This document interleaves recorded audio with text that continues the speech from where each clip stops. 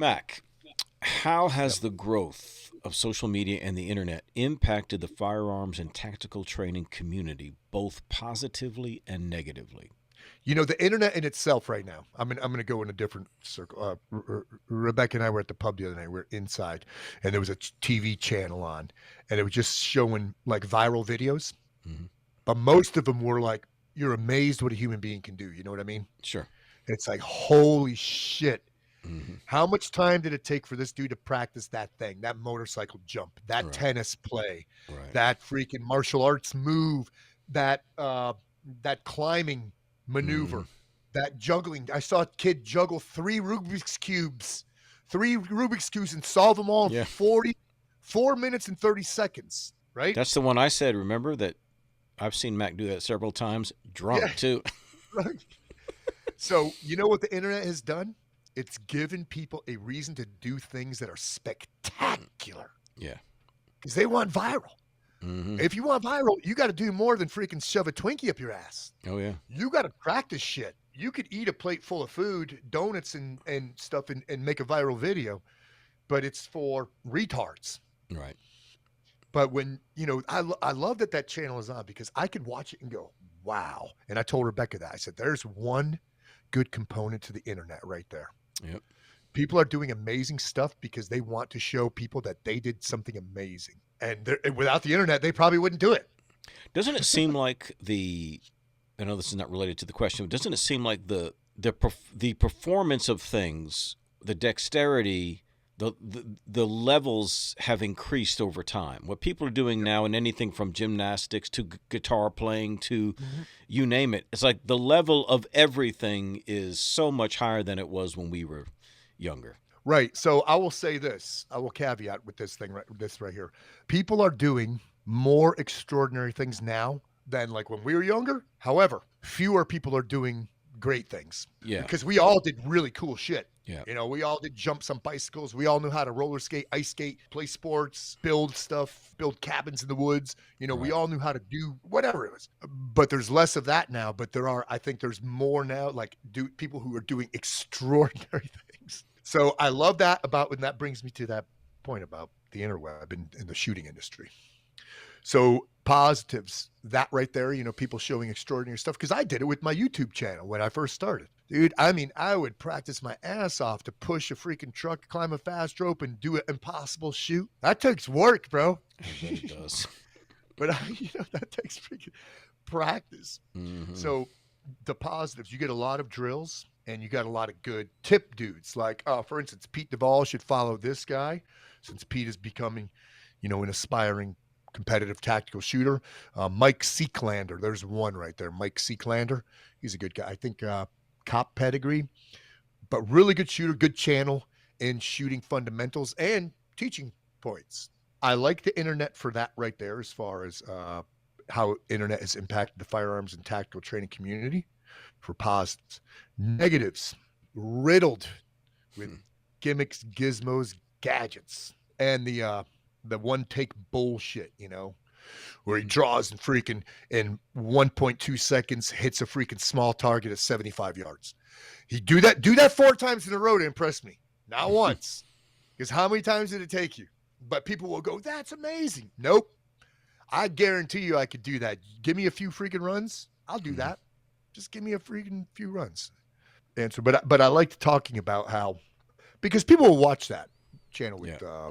viral videos, but I don't think they'll realize, that hey man, this is a positive thing about social media and the internet Yeah. is people are doing extraordinary things. They're becoming more obligated to do more than what is asked for them. Like Rebecca follows a couple people who rescue wild animals. And the bigger their following gets, the more animals they rescue, Hmm. because they're funded now through Right. the internet. Yeah. It's like whatever it is, it's like a Patreon thing. Like it's dirt cheap because she's got 1.5 million followers, like $5 a month or whatever. People are using it for good, and they're doing extraordinary things. They're practicing their asses off. Dude, the viral video things are a riot, man. Hmm. It's like, man, we got to practice for a year to make this 30-second video. Hmm. Yeah. I mean, yeah, and Uh, whether it is something that may not be that important in the scheme of things, or rescuing an animal. As you said earlier, it has a detrimental effect in that it basically turns the rest of us into observers, so we're not Right. challenging ourselves like we used to when we were kids, Right. because we're more cognizant of kind of, just trying to measure up, right? Right. Yep.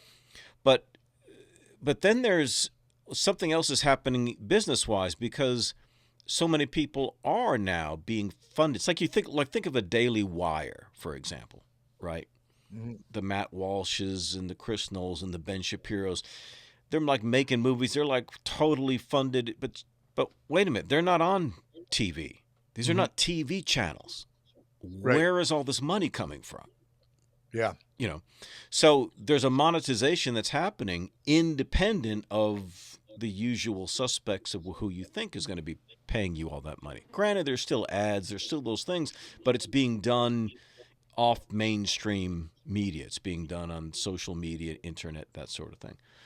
But what then that does is it puts a lot of people in a precarious position. Like it puts me in a precarious position, because I've done stuff on the internet for a long time. Do I need to keep doing it?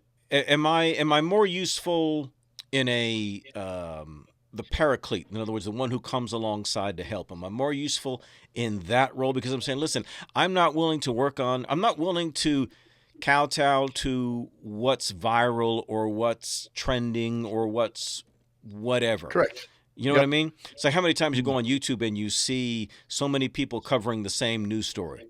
Bud Light, Bud Light, Yeah. Bud Light, Bud Light. So everybody's Yeah, cashing yeah. in on the same thing, right? Get the views, Yeah. the clicks, the clickbait. Mhm. That would be so disappointing to me as a professional life. You know what I mean? Right. Yeah. It's Yeah. like, no, there's everything I do is disposal. It has the same worth as a fart. If I see a video that's covering a news item and the video's 2 weeks old, you might as well have said 1962. No relevance whatsoever. I can't None. do that. I've got to build something lasting. But to build something lasting, especially when you're someone who sells responsibility for a living, Yep. and it's not a whole lot of takers, it's like, well, Yeah.